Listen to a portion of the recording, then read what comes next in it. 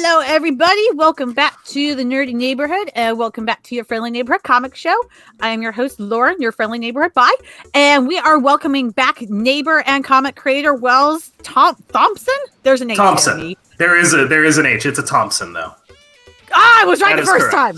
Stupid English. Wells Thompson. Welcome back, Wells. I'm ruining names as usual. How are you? Oh, it's all good. That's not usually the name that gets ruined, so congratulations. Oh, is it there. The first one? Oh, yeah. No, people mess up Wells all the time. How? You would be surprised.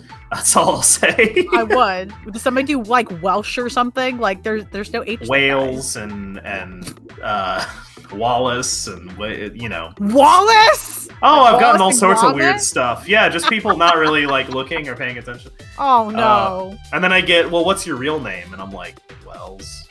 That's the name. They think it's a nickname or something. So, I mean, and like in a really technical sense, I guess it is, but it's always been my name. Like, it's always been my name. I've never been what it is on my birth certificate. I've always, from birth, been Wells. So. Yeah. So it's your real name. That's all that matters. I kind of hate when people don't get that. Like, I get if people ask once, like, but is that your name? And you're like, yeah. But then they keep pushing, and it's like they can't believe it. It's like, nothing's going to change the answer here. You do realize that. Mm-hmm. Yeah, it's... not to go on an immediate tangent, but I feel like this is the place to have this conversation. When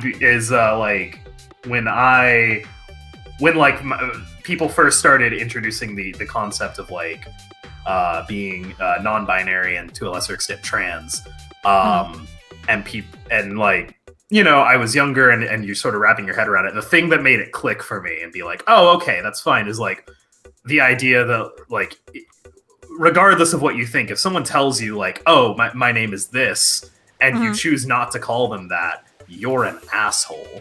Like, regardless, like, and it stuck with me because I was like, well, you know, people call me, you know, people have in the past been like, oh, Scott, you're, you know, as if because that's legally my name, but like, I've never gone by Scott, and I've like asked them to stop, and they're like, but that's your name, and I'm like, yeah, but you're an asshole. Like, you're not being clever, you're not being accurate, you're not being somehow more accurate, you're just being right. Like, and so obviously there's a lot more that goes into that for people who like change their identities and whatnot. But that was the thing that made it click for me, is just like, oh yeah, no, there's no reason why you shouldn't just call them by the name and pronouns that they ask you to. That's just a completely humane, like, kind thing to do. Yeah, no, that's a really good point. And yeah, I hate people that make those jokes because they think they're clever because they think they're being super correct and logical. But like you said, it's like no, you're not. You're being confusing on purpose. You're being like less accurate. And more importantly, kind of dehumanizing the person that you're talking to. And I am not here to like compare my plight to that of a trans person, but that is sort of the similar thing that made me go, oh, that makes a lot of sense. Yeah, and you were able to connect and be like, that makes sense for me personally now, because yes, I want to be treated that way. Cool. That makes a lot of sense. And honestly, I was going to say, you're definitely not a Scott Summers, so congratulations. There's no way that's your name. No. There's no way. You are not safe. At all. Well, welcome back to the neighborhood. It's great to have you back. Last time we talked about one of your other projects that you kickstarted, but today we're talking about MECHATON, which is coming back with its 4th and 5th issue. Tell me, what in the world is this about? Because I get like serious kaiju and like Transformers vibes. Right. So MECHATON is I'm going to close this because I'm hearing an echo. Sorry. MECHATON is a rule of cool sci-fi action comedy adjectives comic about a robot glove that crash lands into Earth, or an alien glove that crash lands into Earth. The two idiots, brother and sister, not them, not the people you're seeing on screen. One of them is the sister, but no. But a brother and sister find it and discover that anything they punch turns into a mech. Turns into a battle mech. So the first thing they punch by accident is a hot dog stand, and it turns into this big burly mech with like a bratwurst cannon and a ketchup It's like a ketchup gun, a bratwurst, of course, something or other, and it's a hot dog and like the umbrella turns into a shield. Like it fully formats this thing into like a battle mech essentially. And so kaiju shenanigans ensue because where there are mechs, there are always kaiju. It's just it's a lot of fun. It's one of the rare comic, or well, not the rare comic, but like the comic that we get to do where if it's ridiculous, that's a compliment. And we just want to push that as far as we can. It's super fun. It's one of my favorite projects that I work on. And it based around this brother and sister, and there's a couple of other characters. The sort of key central one, other than Derek and Leah, the brother and sister, is Hex, who is a non-binary suburban witch that has just the most known, like, so over it, unimpressed attitude, and I love them dearly. They are great. I love that. I think it's perfect. And yeah, so it's on the Kickstarter page that you guys can follow as you're watching later. For 4 and 5 is up now. It'll be linked below, so you can click and follow it. But I did pull up the Kickstarter for 1 through 3, so the most recent one before this one, just so you guys could see some pictures and stuff. And one thing that I really enjoyed about this was actually the preview pages that you put on here, because it was just so fun and silly, and the dialogue between the characters felt so natural. And even though I think the characters are younger than me, maybe they're kind of close to my age, but I think they're a little younger, I still had a ton of fun reading the dialogue. Like it felt very modernized, I guess. So I just want to compliment that. Well, thank you. Such a great job writing that while making such a silly and, like you said, just crazy story where people are like, what? Like they just punch something with a glove gauntlet thing and it's just all of a sudden a kaiju transformer thing? Exactly, yeah. No, it's a really over-the-top premise, but that allows us to kind of counterintuitively explore some pretty interesting and complicated and heavy themes because we're filtering it through this kind of layer of ridiculousness. And make these characters, who are just kids, but, I mean, like 23, 24-year-old kids, but still feel larger than life and feel really alive and talk to each other in this very way that feels real, but probably sounds better than 90% of actual speech. I think that relationship, especially between Derek and Leah, is so important, and just it was really important that we got sort of the patterns of speech right for them, because I don't know. Do you have any siblings, or do you have? I have 4 siblings. Okay, so you know this.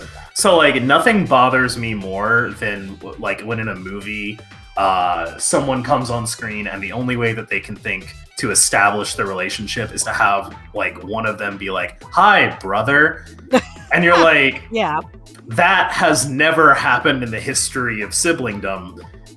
You're much more likely to hear, "Hey, asshole!" Like there's a familiarity there that I think speaks much more to the relationship they have, so that when they do eventually say, like, reveal that they're brother and sister, which it takes several pages in the first comic to actually get there, but by the time you get there, you kind of understand intuitively that's what they have, that's the relationship that they have. Yeah, that makes a ton of sense, and I completely agree with you. Like, that's one thing that I really like, even just with these preview pages, is that the relationships between the characters do feel organic, and they feel like something that would actually happen in reality. Like, I read a lot of this, and I was like, yeah, my siblings and I would talk like this to each other, like idiots. Like, this is exactly what we would do. So I really enjoyed that, and one thing that intrigued me as well is that, and the summary of the plot, essentially, it talks about, how they are fighting against authoritarianism. Like, it's like a very big, like, kind of like rebellious feel to it. Where did that come from? I think that's always been sort of in the DNA of the project. But especially as we moved, deeper and deeper with it, it's like kaiju are ultimately, like, they're scary and they're impressive and they're big set pieces and they're cool to fight, but they don't make for like super compelling villains. Because they don't really, like, they don't talk, for one thing. They just kind of smash stuff. And so like, and so there are a lot of people on a lot of different levels, and we're taking our time exploring all of those different levels. In this first arc, it's a lot more about sort of the petty, like, small scale community stuff. So the owner of a franchise that is cutting corners and delivering sub-quality goods to a community, and what that can do to the community and how that can affect people in it. And then as we go on with the story, we're going to grow, it's going to be more like we're fighting military forces, or we're fighting space Nazis. Like, it's going to get bigger and bigger. But that sort of grounded sense of community, and that sense of, like, where we all come from and where we all live, and the forces that actually interact with us every day was a really important element that we wanted to bring to the story. Plus, there's something that's just, to me, is so, like, even in the earliest forms when we didn't really know what it was and we're still piecing it together, it always felt like a story about a ragtag, group of people getting by with extremely unfavorable resources and just cobbling together something to make it work. And that's what the glove does, is it just takes whatever it is and it makes it work. So that, to me, felt really, really, it felt like a rebel force going up against, like, an authoritarian government is, like, the way you could rephrase that. So that isn't, like, exactly what we're doing with it, but that is sort of the general vibe, is, like, those big, forces that are kind of invading all of our lives. We wanted to fight in a big and ridiculous and fun way. Yeah, absolutely. I wish we could have this glove and just take it to Congress and start dealing out some justice there. I think that'd be great. Oh, Lord. I think that'd be great. I want to know where to start. Just start swinging. Swing away. I could name some names, but I'll leave it. I'll just leave it out in the ether. So I maybe you can't answer this because I don't know if it would ever be a part of the plot or whatever, but this glove basically comes out of nowhere. Could there be other weapons in the future that are like this? Like, could we see, like, a banana phone pop down from the sky and something happens? So I will neither confirm nor deny. But I will say, for those that have seen the preview pages of the first book, or have read the first book, there are some details in that book. There are details everywhere in these books that will hint at future events. So I'm not going to say yes or no, but I am going to say a careful reader will be rewarded. I love it. Everybody, grab your copies out, get the magnifying glass. We are looking. We are playing Where's the Next Object. We're not doing Waldo because Waldo's not here, but no, that's fun. I love that. And one thing I enjoy as well, one of the comparisons used in Kickstarter is Scott Pilgrim and Pacific Rim. And from everything you've said, I think that's the perfect comparison. There's no better way to put these giant robot kaiju things together with chaos and teams and shit. Like, that's exactly all that is. No, I mean, that's really is the vibe, is just bringing that sort of anything can happen energy to the sort of larger than life story of something like Pacific Rim, where, you're throwing down with giant kaiju and awesome mechs. No, that's the heart of it, honestly. That's at least the core of the idea. I think the heart is the relationship, but the core of the idea is definitely that sort of throwdown energy. Absolutely. So with these next 2 issues, what can you tease coming up? I know we don't want to be too spoilery or anything. Sure. So we left on. We resolved a lot in issue 3, and we hinted at a big review, or the next kaiju, which is that mosquito is also hinting at. A mosquito. I hate that for me. I have too many bug bites. Wells. So obviously we're leading toward a big mosquito. How we get there is really fun. Let's see. There's a lot of tension in this next number 4. There's a lot of resolving of former plot lines, and one really tense call with one very angry mother.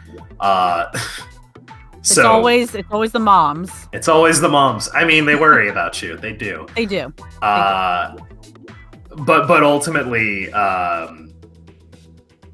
what you find is sort of the gang sort of settling into their groove in a lot of ways and figuring out how to do this.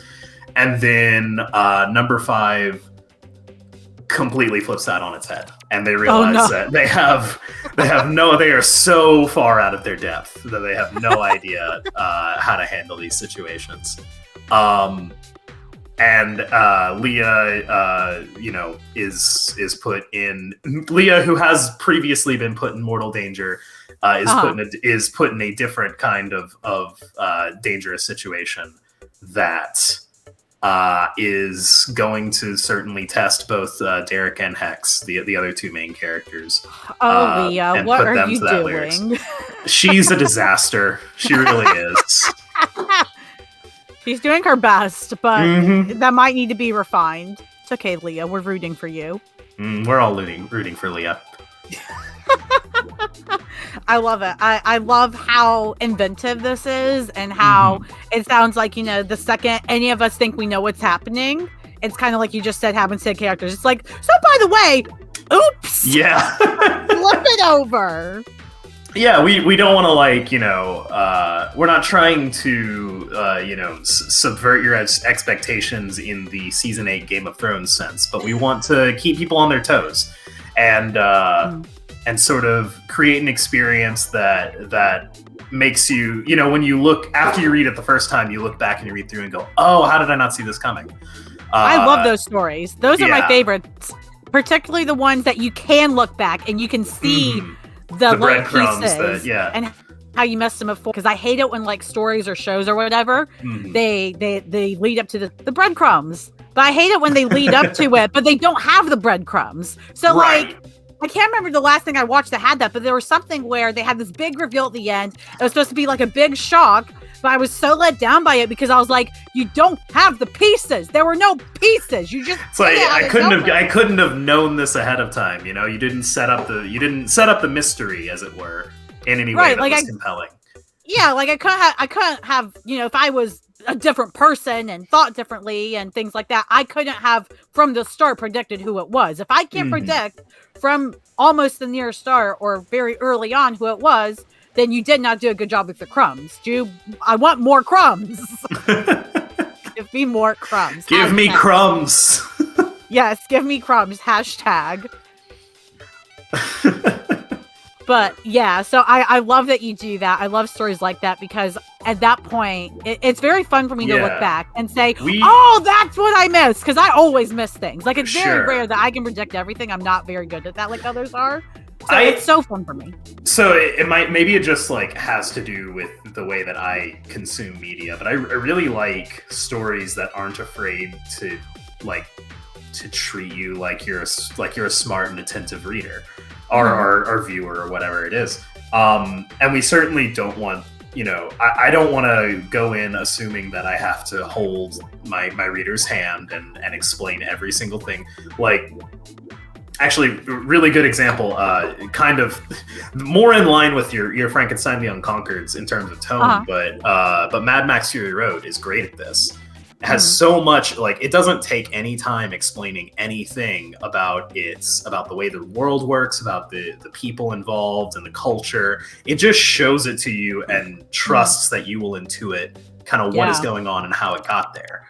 And I think that that's a really rewarding way to experience a story. So I don't think we go that far with it, because this world isn't as alien as something like Mad Max Fury Road. But we certainly wanted to create an experience where we weren't, even though it is all ages and you know, kids do read this and really like it, we wanted to treat them like they were smart. We wanted to treat them like, you know, this is something that you can figure out on your own. We don't need to like spoon feed it to you in dialogue. And that leaves us a lot more room to tell stupid jokes. So it's great. No, and I think that's the fine line with a lot of, in particular, comic book readers, is a lot of us don't want to be treated like we're stupid readers, because this is a big hobby that we're super into. We're not stupid, but also give us all the dumb jokes, please. Like, I remember when the comic Mullet Cop came out, dumbest thing on the planet to me. But do you know how many people love that book? And it's their right to, because they enjoy how fucking stupid it is. Yeah. But the book doesn't make you feel stupid. It doesn't think you're a stupid reader. It doesn't treat you like that. It's just dumbass fun, you know? So even though I don't like the book because I want to throw my head against the wall, I love that other people love it. That's the point. It's not for me. Yeah, not everything has to be for you. I think Mechaton could and should be for just about everyone, personally. I accept that it's not going to be. It's not for my dad, certainly, but oh no. But if you're not my dad, then I think you'll love it. That should be on the cover of the story. If you're not my dad, you'll love it. Sold. I'm instantly already buying it. And as you guys can see on the screen, I'm actually logged into my account for once, so you can see that I've already followed it. So thank you so much. In case you guys don't think I walk my talk, screw off. I do it. Just kidding. I love you, neighbors. But all that said, when's this Kickstarter launch? I think you said February 20th? Yeah. Is that February right? 20th, yes. We have a launch party. We will have a launch party going with Cody of Keeping It Geekly. He's wonderful. He's a great guy. So we will have that coming up. We'll have more details later. But yeah, sometime in the afternoon, evening, we will be launching that on Monday the 20th next week. And then going until like March 23rd or something like that. Oh, wow. That's a good lot of time. I love that. Yeah, 30 days. Yeah, it's an ambitious goal. It's 2 books that we're funding at the same time. This is the first time that we've done this. Anything more than just a single issue.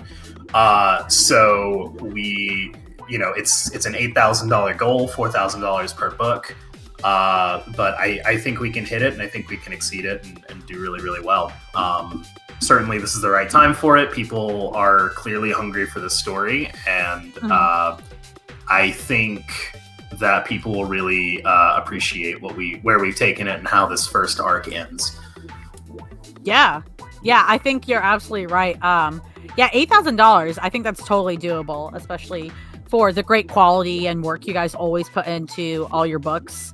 I never doubt a project from you guys. Even if you did something that wasn't a genre I typically read, I'd be like, no, that's worth reading. That's worth buying. 1,000%. Which no spoilers, but we may have that coming in the next, couple of months here. Woo! We have more projects coming, and let me tell you something. They're different. Oh, I was gonna say, how do you know what I don't like, Wells? What do you know? I don't know. I don't know what you do or don't like. I just know that it's not going to be we will obviously come back to Mechaton, but the next 3 that we're doing are not Mechaton. Woo! Spoiler alert, guys! You guys got the exclusive. The next 3 things after this are not Mechaton. You heard it here first. Nowhere else. The most exclusive dish you'll get. But bigger than Rihanna being pregnant again at the Super Bowl. That does not matter anymore, guys. Who cares about the Super Bowl? It's Philly versus someone. I don't know. Kansas City, I think. Yeah, they won too. Kansas City won? Okay, fair enough. I'm not going to say that. Mad. I'm in no way going to comment because I know for a fact that anyone from Philly can and will kick my ass if I comment on this game. I was gonna say, just don't go to Philly. Just don't go to Philly. I love Philly. One of my collaborators that I work with is from Philly, so I have to play nice in Philly. Yeah, Heather Vaughn does a number of our covers, and she is not for this project, but Heather in general is fantastic. Well, I'm glad you brought up covers because I know you wanted to talk about some potential covers. Yeah, absolutely. What kind of covers do you have coming up that we can expect to see soon? Sure. So we have our traditional covers, our A covers from Fernando Pinto. He put in some incredible work to make them look really energetic and over the top, as he always does. We have, in addition, we have 2 regular variant covers, which will be the same price as the standard covers. So that's nice. When you get the regular cover, you will have a choice: A cover or B cover. And then the B covers are on issue 4. It's a Super Metroid homage. Ooh. Yeah, by Alex Moore, who is a British artist. They are absolutely fantastic. Have a really clean, beautiful, cartoony style that is not unlike what Mechaton is normally, but sort of just different, completely or separate from Fernando's style. Right. And then for number 5, the variant cover is an homage to Fantastic Four number 1. Ooh, that's a great choice. Yeah, so you have the 4th character, character of the main crew finally being introduced on the cover. You have a big blob monster, which may or may not factor into the story. And you have the traditional layout of, if you haven't seen that cover, it's a very famous cover. But it's I know you have, Lauren. I mean them. I was gonna say I should try to pull it up. I mean, I feel like a lot of people have seen it that watch this. Absolutely. Yeah, I feel like it's super animated and it is very Kirby in a lot of ways, but like very early comics chic, while being extremely goofy and fun in a lot of ways. And we wanted to emulate the spirit of that and the general vibe of it. So we have the dialogue boxes. We've got the big box of starring, all these people, and I'm super excited for it. And then so it's an homage to this cover. Which I'm excited. Like, I feel like Wells, you got to promote the hell out of that cover because that homage will sell like hotcakes. Oh, absolutely. Absolutely. And then our 2 Kickstarter exclusive covers, which we're not printing extras of. We're not selling them at cons. These are just go to Kickstarter. Oh, wow. Are the Pride cover, the one that's on the banner. Ile Gonzalez, or Ile Wolf as she is on Twitter, drew that one. We wanted to highlight because there is a sapphic, I'll say, couple kind of in the heart of this trio, and we don't draw the most attention to it, but we wanted to give them a space to just be like, here's their relationship, and here's us celebrating that. And it is stupidly cute. It's the cutest thing I've ever seen in my life. Like this cover is so beautifully drawn and wonderfully done. So I'm really excited that we got to do that.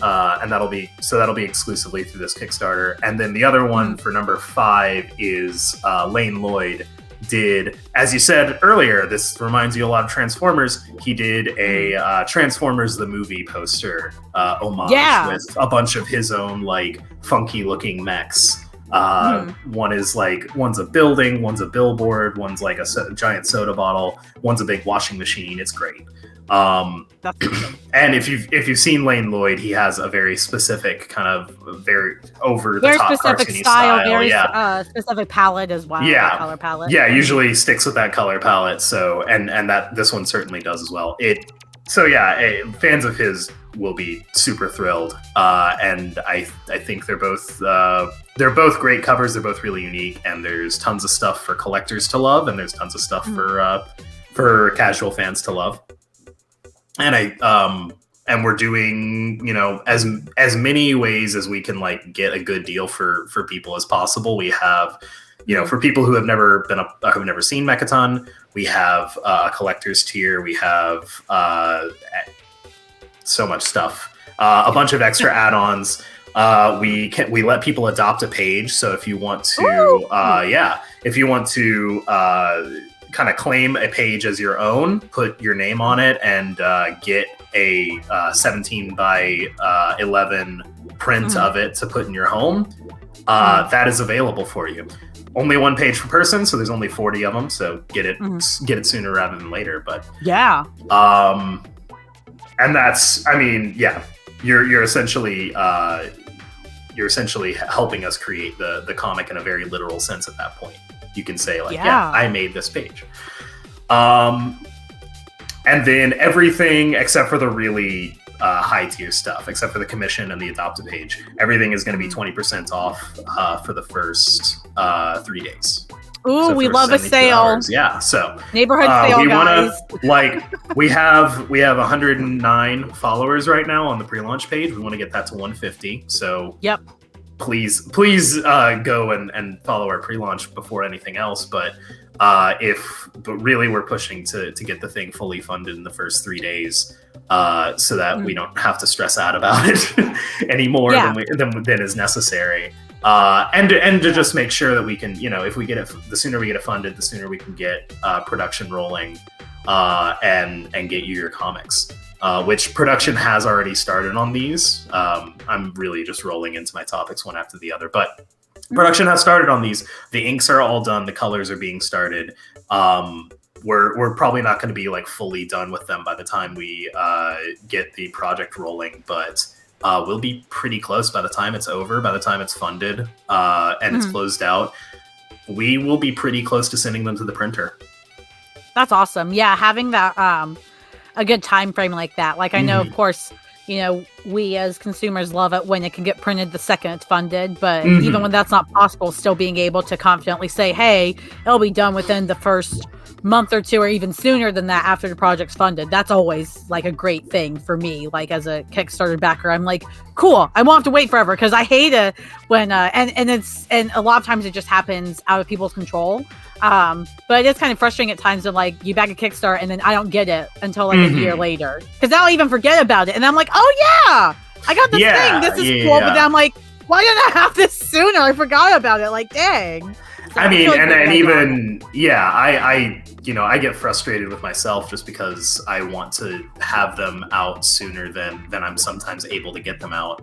Yeah. But even I who really understands what everything that goes into the production of making these and how long it truly takes, will sometimes see that the estimate is 1.5 years, and I'm that's hard to stomach, to be I'll pay $50 now, and maybe in 1.5 years, maybe I'll get it.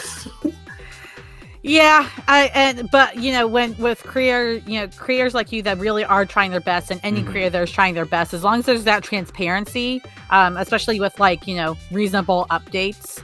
I think that helps as well. That's the biggest thing. It's I'm happy waiting if I know what's going on, right? I am constantly in communication with. I know, I get your newsletters and stuff. They're great. Oh, thank you. I'm glad you signed up for that. Yeah, no, I have the newsletter, which goes out every month on the 15th. It's called Comics, Cats, and Cocktails. Sign up. And I when on my projects themselves, I try and update once a month if I have anything, whether or not I have anything interesting to say. I try and find the time at least once a month, and preferably once every 2 weeks, to be hey, here's where we are, here's what we're doing. Yeah. Here's the general timeline we're looking at, and here's what else we have going on.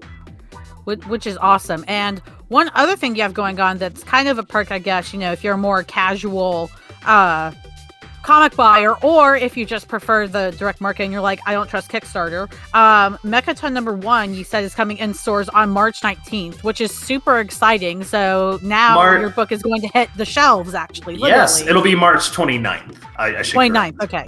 Yeah, it'll be the 29th. Mechaton is hitting the shelves. It'll be. I have contacted an absurd number of stores to stock it, and I could do many. I'm sure there's many I've left out, but I would encourage each and every one of you go to your LCS and have them pre-order some books. Yep. Mechaton, it'll be it's going out through Scoot, which is the all ages imprint of Scout comics. So they their model is they print a number 1 and then they print the trade. They don't print 2, 3, 4, 5. They just print number 1 and the trade. So absolutely. Support your local comic shop. Get a copy of Mechaton. Unique cover. You can't find it on the Kickstarter. It is only there for the direct market. And it has some color correction, some dialogue correction that isn't available in the Kickstarter version. So even if you've been a fan for a while and you're saying, I have this book, why would I need another? It is actually meaningfully different. There's a lot of little extra.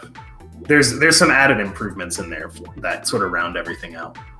That's awesome. Yeah. Plus, everyone loves a comic shop, so everyone. 100%. And it's always it's always good to hear that there are things different about it. I mean, I know they do it on the one hand to try to get just people buying it for a different cover and stuff, but it is really nice they still do that because, like you said, it puts a different value on the comic, whether that is because you're a fan and you're getting another Mechaton thing, and that's so cool because it's a different Mechaton thing and you love that, that series, or whether you are somebody that's like, I would have never seen this if it was on the shelf here today. I'm gonna grab it. For sure. No, and I think we need to reach both people, or both kinds of people with this. It's really easy when you're when you're a creator. It's super easy to be like, this is the way I want to do it, and no one gets to tell me otherwise. Man, and we made that version of Mechaton, and I love that version of Mechaton. And then you bring it to a professional, and they tell you, we need to change this, this, and this for these reasons, and you go, you're right. Yeah, no, that's better. So I don't we didn't overhaul anything. It's not a different story by any means. But it is, I think, an improved version. Like I said, the coloring is a little bit tighter. The dialogue has been trimmed a little bit and made to be a little bit tighter. Like I said, there are a couple of panels that have been tweaked in terms of the art. Not a lot, but 1 or 2. And then the cover is completely new, which it's a super bright and exciting cover. I love it. I expect nothing less from Scout or Scoot, the imprint of Scout. Scoot. So Scoot. That's so cute. It is. It's very cute. Well, I am super excited for all of this. And those of you watching, I'll put the links below so you can just click a couple times, and you're either following a project, or if you're watching this super later, you're backing it. Just click it. Nike can go away with their "Just Do It" slogan. Just click it. That should be the new Kickstarter thing. Kickstarter, pay me. I got you. But that job is that they have their Kickstarter consult, or not. They're like director of comics for Kickstarter. That job's still available. Go for it. I have to go in there. I got the big winner right there, the big money maker for everybody. But no, in all seriousness, thank you, Wells, for coming back on. I am super duper excited for Mechaton. Plug yourself away. Tell us anything else you want to tell us before we get out of here today. Absolutely. No, I love being back. This is one of my favorite shows that we did last time. I'm glad that we got the chance to come back and talk. Always nice to be in the neighborhood. Right. My name is Wells Thompson. My book is Mechaton. We will be on Kickstarter from February 20th to March 23rd. You can get all of my books there, including Frankenstein, The Unconquered Descent into Dread, by Visibility, Volume 1. You can, and all of the issues of Mechaton, obviously, and their variant covers. You can follow me on Twitter at Wells Thomp, which you can see down there. And you can find either through the Kickstarter or through my Twitter or by, direct messaging me in some way, shape, or form. You can get signed up for my newsletter, Comets, Cats, and Cocktails, in which we talk about those 3 things. We talk. We 3 seeds. Those are the only seeds you need in your life. Yep, exactly. Well, coffee is nice too, but we don't do coffee here. I think Lauren froze, but that's fine. I have not. Okay. Other than that, I do have a website, WELLS it is not always the most updated, but you can certainly go visit me there and contact me through there if you ever need to take a look there. And if you are catching this on the off season and we are out of Kickstarter, you can go to my Ko-Fi page, kofi.com/Wells Thompson. Yeah. And that will get you, we throw all the books up there that we can after the fact, after they're done with Kickstarter. After they're in print, rather. Once they're in print, we throw them up there. Nice. Yeah, it's hard remembering everything to plug. Like, if you've got all these different social medias or sites or links, it's like, oh God, what's that one called again? Like, especially when you have a cat that's like meowing outside the door and begging to get in. Is that Noodle? It is not. It is Quaylag. This is my baby. Aww. This is Quaylag. Aw, baby. She's a good girl. She must have known Noodle was loving on you and got upset. Oh, absolutely she did. Well, welcome Quaylag to the neighborhood as well. I don't think we gave her proper welcoming, so we better, or else she's going to come meowing at my door too. I might love that though, because I would love to pet her. She looks adorable. Oh, she's so fluffy. Oh, floofy. Yeah, my cat, I love him, but he's never been like one of those big floofy house cats. He's very small. Like, he's 15, but he looks like he's 5. Yeah, absolutely. Well, thank you so much again for joining the neighborhood again, for coming back, and also sharing your adorable cat with us. Absolutely. I'm sure the neighborhood will be fighting to cat sit for you whenever you go on vacation. So you got a lot of willing neighbors. Just know that. I'm glad to hear it. And those of you watching, as well said, be sure to go follow the Mechaton page.